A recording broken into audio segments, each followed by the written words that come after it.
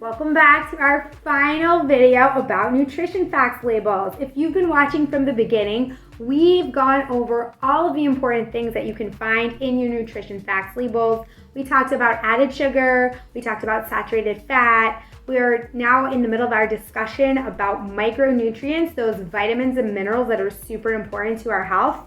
And today we're talking about the last mandatory micronutrient, which is iron. Iron is very important for kids and adults, but especially for kids, because it plays a role in development. What iron does is it helps move oxygen through the body, which means you're going to need it for things like muscle movement and also brain functioning. So yes, we want to make sure that our kids are getting enough iron. And iron deficiency, which is when kids do not get enough iron, is not an uncommon problem. There are lots of kids who don't get enough of this important nutrient in their diet. The good news is that for most cases, an easy fix is just eating more iron. One of the things about iron is that calcium can actually interfere with the body's ability to absorb iron. So if your kid drinks a lot of milk, meaning more than 3 cups or 24 ounces of milk a day, they may be at risk for being iron deficient. Because again, that calcium is interfering with the body's ability to get that iron out of the food and into the body. Alternatively, vitamin C actually helps the body absorb the iron, which is why when we think of things that are really high in iron, we all go right to spinach, which is thanks to Popeye, but it's also because spinach is high in both iron and in vitamin C. So it has both of those nutrients that are working together to help our body get more or to get the iron.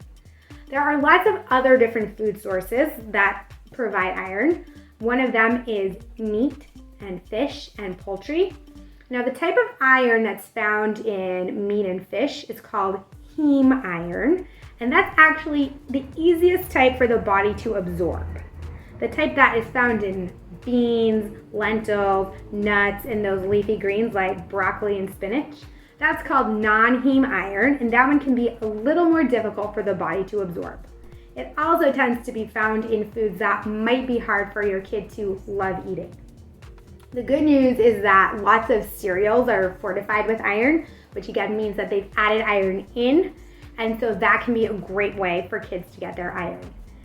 If your kid is having a hard time keeping their iron levels up, there are so many different supplements that kids can take to help them meet their daily iron requirements.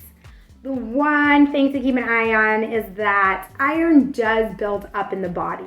Like some nutrients, you can eat them, and if you have too much, the body just gets rid of it. But iron is one of those things that can start to build up.